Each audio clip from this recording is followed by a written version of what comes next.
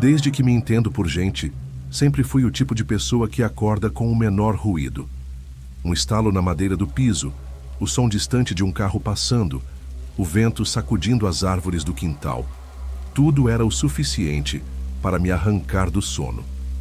Quando era pequeno, meus pais diziam que era apenas imaginação, que o escuro não escondia nada. São só barulhos da casa, filho, minha mãe sempre dizia. Mas uma noite em especial me mostrou que nem sempre o que ouvimos à noite é inofensivo. Nem tudo é fruto da nossa imaginação. Foi numa sexta-feira. Eu tinha 17 anos e estava sozinho em casa. Meus pais tinham viajado no fim de semana para visitar meus avós em outra cidade. E como eu tinha uma prova importante na segunda-feira, preferi ficar. Eles relutaram um pouco, mas confiaram que eu me viraria bem sozinho. E de fato estava indo tudo bem. Pizza no jantar, um filme qualquer na televisão e depois cama. O tipo de liberdade silenciosa que todo adolescente anseia. Naquela noite, acordei por volta das 2h40. Não sei ao certo o que me acordou. Talvez o frio. A sensação de algo fora do lugar. Senti um incômodo estranho no ar. Como se o ambiente ao meu redor tivesse mudado de densidade. Não havia som algum, o que por si só já era esquisito. Nem o tic-tac do relógio da sala eu ouvia. Era como se o mundo inteiro tivesse pausado. Sentei na cama, esfreguei os olhos e no exato momento em que meus pés tocaram o chão frio do quarto, ouvi um sussurro, fraco, arrastado, vindo de algum canto escuro do quarto. Não conseguia entender o que dizia. Era como se estivesse em outra língua, ou como se a voz estivesse à beira da compreensão, mas sempre escorregando da minha mente. "Tem alguém aí?" Perguntei, a voz saindo trêmula. Não houve resposta, mas a sensação de estar sendo observado crescia, latejando no fundo da minha nuca como um alerta. Levantei e acendi a luz. O quarto parecia normal. Meu armário, a escrivaninha com os livros empilhados, a camiseta jogada na cadeira. Tudo onde deveria estar. Mas a sensação persistia. Fui até a porta do quarto. Abri com cuidado, espiando o corredor escuro. A casa estava em silêncio. Atravessei o corredor devagar, com os pés descalços tentando não fazer barulho no piso de madeira. Cheguei à sala e então, pela primeira vez, notei algo estranho. A porta da frente, que eu tinha certeza de ter trancado, estava destrancada, fechada, mas com a tranca aberta. Fui até ela, travei novamente e chequei as janelas. Todas fechadas. O sussurro não voltou. Ainda assim, o incômodo não passou. Era como se eu estivesse sendo vigiado por olhos invisíveis. Voltei ao quarto, tentei convencer a mim mesmo de que estava exagerando. Deitei. Fechei os olhos. Foi então que ouvi de novo, mais próximo desta vez. "Você está me ouvindo?" A voz era claramente humana, mas tinha algo de corrompido. Como se fosse uma gravação velha, arranhada. Acendi a luz num pulo. Nada. Fui até o espelho da cômoda e vi ali, na superfície embaçada, como se um dedo tivesse escrito: "Estou no escuro." O medo congelou minhas pernas. Peguei meu celular e liguei para meu pai. Ele atendeu com voz sonolenta. Contei o que aconteceu. Ele tentou me acalmar, disse que talvez fosse algum tipo de sonho acordado, mas prometeu ligar para o vizinho, o Sr. Rubens, para que desse uma olhada. Minutos depois ouvi batidas na porta. Era o Rubens, um senhor de quase 70 anos, mas ainda bastante ativo. Entrei com ele, mostrei o espelho. A mensagem havia sumido. Senti-me como um louco. Ele olhou cada cômodo, inclusive o sótão e a garagem. Nada. Mas antes de sair, disse uma coisa que me fez gelar. "Essa casa. Você sabia que ela era da Dona Sofia antes dos seus pais comprarem? Ela morava aqui com o filho, um menino que sumiu. Nunca encontraram o corpo." Aquela noite, eu não dormi mais. Fiquei sentado na cama, a luz acesa, esperando o amanhecer. Desde então, nunca mais consegui dormir com a casa totalmente escura. E toda vez que o relógio marca 2h47, sinto um arrepio percorrer minha espinha. Porque eu sei que tem algo esperando. Algo que sussurra no escuro. Mas o que aconteceu na noite seguinte foi ainda pior. Mesmo sem dormir direito, tentei manter minha rotina normal. Fui para o colégio, voltei, estudei, jantei. Por mais que a noite anterior me assombrasse, eu queria acreditar que tinha sido uma alucinação. Mas às 2h47 da madrugada, meus olhos se abriram sozinhos. Acordei do nada, como se algo tivesse puxado minha consciência de volta. O quarto estava escuro, mas dessa vez havia uma figura no canto, alta, estática, de costas para mim. Meu corpo congelou. Não conseguia gritar, não conseguia me mover. Apenas vi aquela figura lentamente virar a cabeça em minha direção, revelando um rosto sem olhos, sem boca. Apenas pele lisa, onde deveriam estar os traços humanos. A figura apontou para mim, e então sumiu. No dia seguinte, marcas de pegadas lamacentas estavam no chão do meu quarto, pegadas que vinham do canto escuro até minha cama. Levei as fotos ao meu pai, que voltou da viagem naquela noite. Ele não soube explicar, mas prometeu dormir comigo ali. Naquela noite nada aconteceu, mas eu sabia que aquilo estava longe de acabar. Nos dias seguintes, as luzes piscavam às 2h47.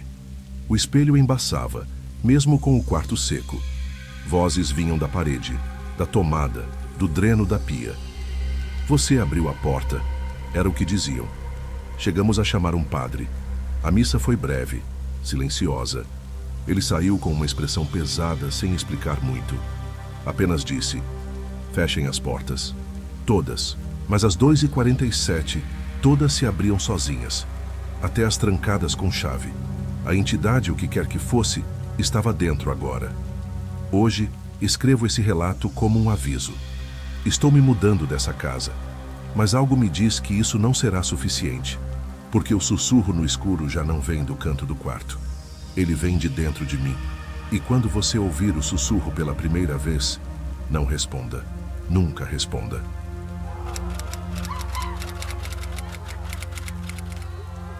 Meu nome é Lucas, e essa história aconteceu comigo quando eu tinha 21 anos. Era o final do segundo semestre da faculdade, e eu precisava de um descanso. Estava esgotado, mental e fisicamente. Um amigo meu, o Rafael, sugeriu que fôssemos passar uns dias em um lugar mais isolado, afastado da cidade e de tudo que lembrasse nossa rotina. Concordei na hora. Depois de alguma pesquisa, encontramos uma casa antiga para alugar num vilarejo esquecido no interior. O preço era incrivelmente barato.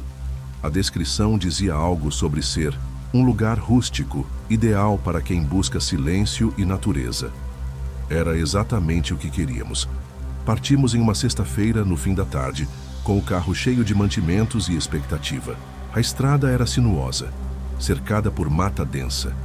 O sinal do celular começou a falhar conforme nos afastávamos da civilização. Quando finalmente avistamos a casa, o sol já se escondia atrás das montanhas. A estrutura era de madeira escura, com janelas pequenas e telhado inclinado. Ao redor, só árvores e o som dos grilos. Não havia vizinhos, nem luzes à vista. Era como voltar no tempo. A chave estava debaixo de um vaso, como indicado pelo dono no e-mail.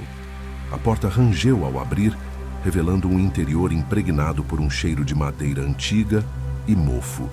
Havia uma sala com uma lareira de pedra, uma cozinha pequena, 2 quartos e um banheiro.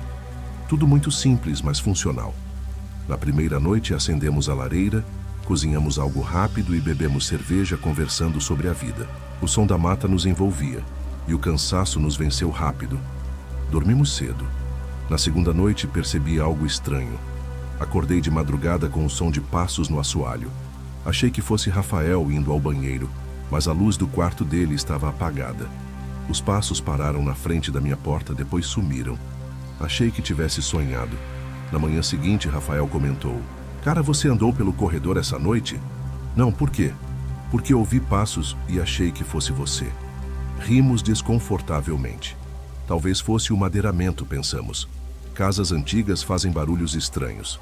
Mas na terceira noite não havia como negar. Estávamos jogando cartas quando a luz piscou. Depois ouvimos claramente o som de uma porta se abrindo. Olhamos um para o outro. Nos levantamos devagar e seguimos para o corredor. A porta do porão, que ficava escondida atrás da cozinha, estava entreaberta. O dono nunca mencionou um porão. Rafael desceu primeiro com uma lanterna. Fui atrás, relutante. O lugar era pequeno, cheio de caixas velhas, ferramentas e uma estante com livros mofados. Mas o que mais chamou a atenção foi um espelho antigo encostado na parede dos fundos.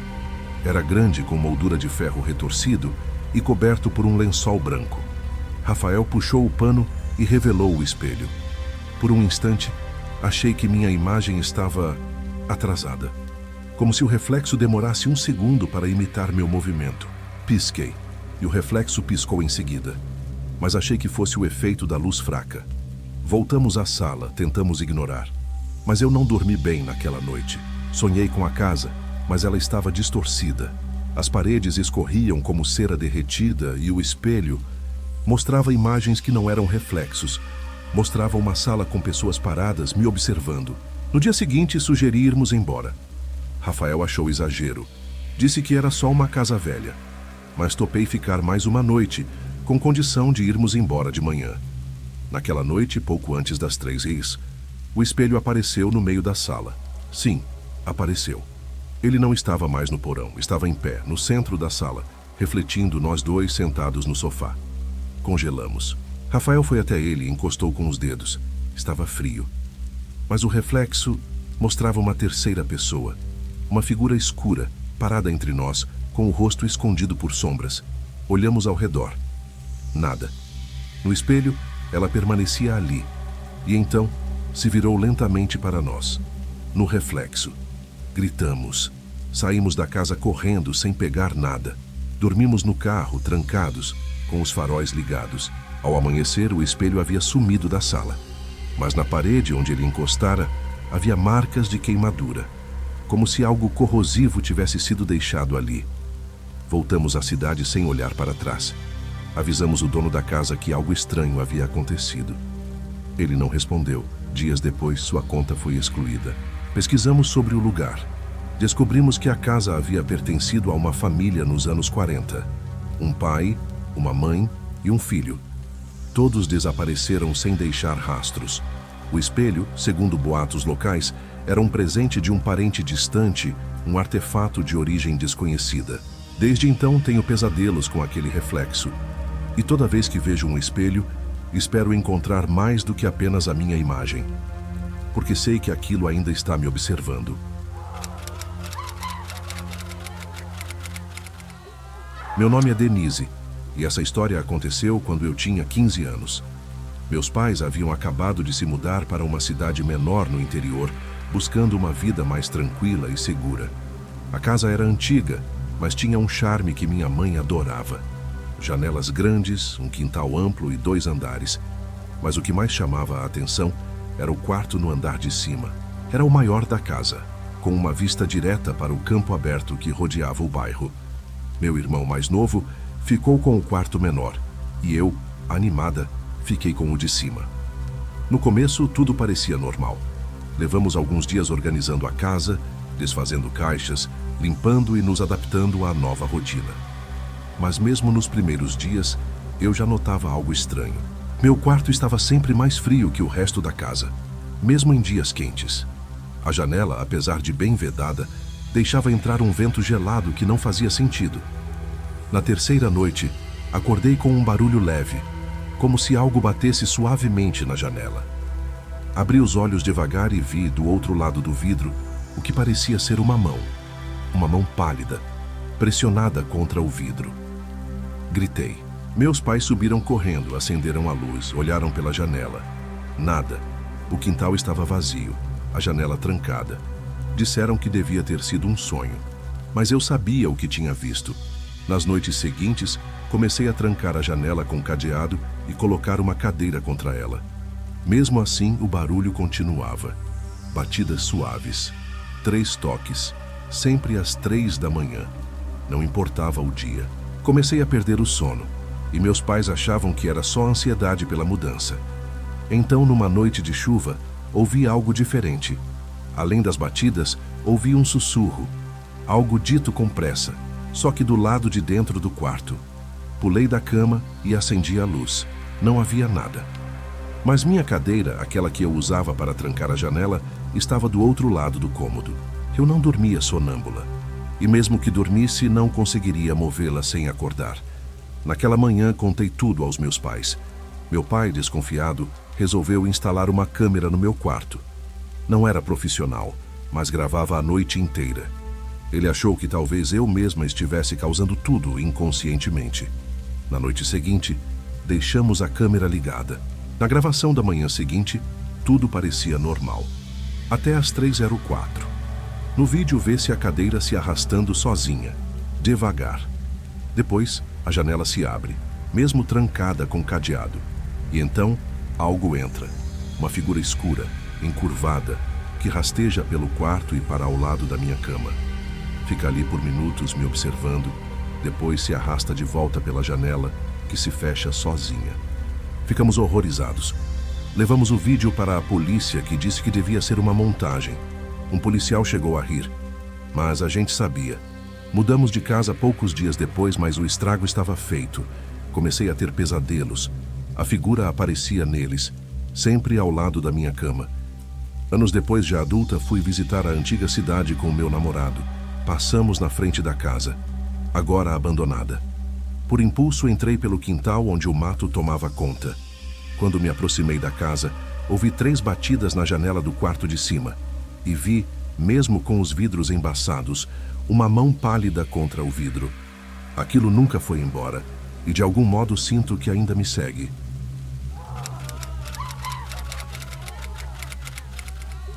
Meu nome é Bruno e essa história aconteceu quando eu tinha 24 anos. Na época, eu trabalhava como entregador de cargas leves para uma empresa de distribuição de produtos farmacêuticos. Não era o melhor emprego do mundo, mas pagava as contas. Viajava muito, principalmente por pequenas cidades do interior. Era comum pegar estradas desertas e pouco iluminadas durante a madrugada. E foi justamente numa dessas madrugadas que tudo aconteceu. Recebi uma rota para entregar uma encomenda urgente em uma cidade chamada Pedra Branca, encravada entre montanhas e florestas. Saí de casa às 23h, com o GPS marcado para pouco mais de 3 horas de viagem. O caminho era tortuoso, e conforme eu me afastava da rodovia principal, as estradas ficavam cada vez mais estreitas e mal cuidadas. Por volta das 2 da manhã, o GPS me guiou para uma estrada vicinal de terra, onde o sinal começou a falhar. Estava escuro, sem postes, sem carros, apenas eu e os sons da mata. Em determinado ponto, cheguei a uma encruzilhada sem sinalização. O GPS travou, reduzi a velocidade e parei. Estava decidindo se seguia à esquerda ou à direita, quando vi um homem parado bem no meio da encruzilhada. Ele usava um terno antigo, completamente fora de contexto para aquele ambiente. Estava parado, com as mãos para trás, olhando fixamente para mim. Não havia nenhum carro por perto. Ele simplesmente estava ali, como se me esperasse. Achei estranho, claro, mas pensei que poderia ser alguém da região. Baixei o vidro e perguntei: "Boa noite. O senhor sabe qual desses caminhos leva à Pedra Branca?" Ele não respondeu de imediato. Apenas inclinou levemente a cabeça para o lado, como quem está analisando algo. Depois apontou lentamente para a estrada à direita. Agradeci, mesmo me sentindo desconfortável, e segui por onde ele indicou. Quando olhei pelo retrovisor, ele não estava mais lá. Continuei dirigindo, mas a estrada parecia nunca acabar. Comecei a achar que estava dirigindo em círculos. As árvores se tornavam cada vez mais densas e uma neblina baixa começou a se formar. Até que vi uma placa velha e torta indicando: "Bem-vindo à Pedra Branca." Mas a cidade estava completamente deserta. Casas antigas, com janelas fechadas, sem um sinal de luz ou movimento. Era como se todos estivessem dormindo ou tivessem ido embora há muito tempo. Estacionei em frente à farmácia que constava no pedido. A porta estava entreaberta. Toquei a campainha, bati palma, chamei. Nada. Entrei devagar, anunciando minha presença. A farmácia estava montada com produtos nas prateleiras, mas coberta por uma camada fina de poeira. Na bancada, havia um bilhete manuscrito: "Deixe a entrega e não fale com ele." Meu coração gelou. Com ele, quem? Deixei a caixa, anotei a hora e virei para sair. Foi quando o sino da porta tocou. Ninguém entrou. Mas do lado de fora, bem no meio da rua, estava novamente o homem do terno. Ele agora segurava um chapéu nas mãos. Estava sorrindo. Comecei a andar rápido para o carro, tentando manter a calma. Ao entrar, tranquei as portas e dei partida. O carro não ligou. Tentei de novo. Nada. O homem agora se aproximava. Passos lentos, olhos fixos. Algo nele parecia errado. O rosto tinha proporções assimétricas, como se tivesse sido montado por partes de rostos diferentes. Desci e corri. Entrei em uma das casas, sem pensar. A porta estava destrancada. Dentro, tudo estava coberto com lençóis brancos, como se a casa estivesse esperando por alguém. Me escondi atrás do sofá. O homem não entrou, mas ouvi seus passos passarem em frente à casa. Depois, o som desapareceu. Esperei até o amanhecer. Quando saí, a cidade parecia diferente. Havia pessoas nas ruas, luzes nas casas. Fui até a farmácia. Uma mulher me atendeu, surpresa por eu estar lá. Contei o que tinha acontecido. Ela ficou pálida e disse: "Você viu o homem da encruzilhada? Ele escolhe quem entra, mas nem todos conseguem sair." Fui embora sem olhar para trás. Pedi demissão dias depois. Nunca mais aceitei uma entrega noturna, porque sei que, em alguma estrada deserta, ele ainda está parado, esperando por alguém para apontar o caminho. E se você cruzar com ele, faça o oposto do que ele disser, ou pode não voltar para contar.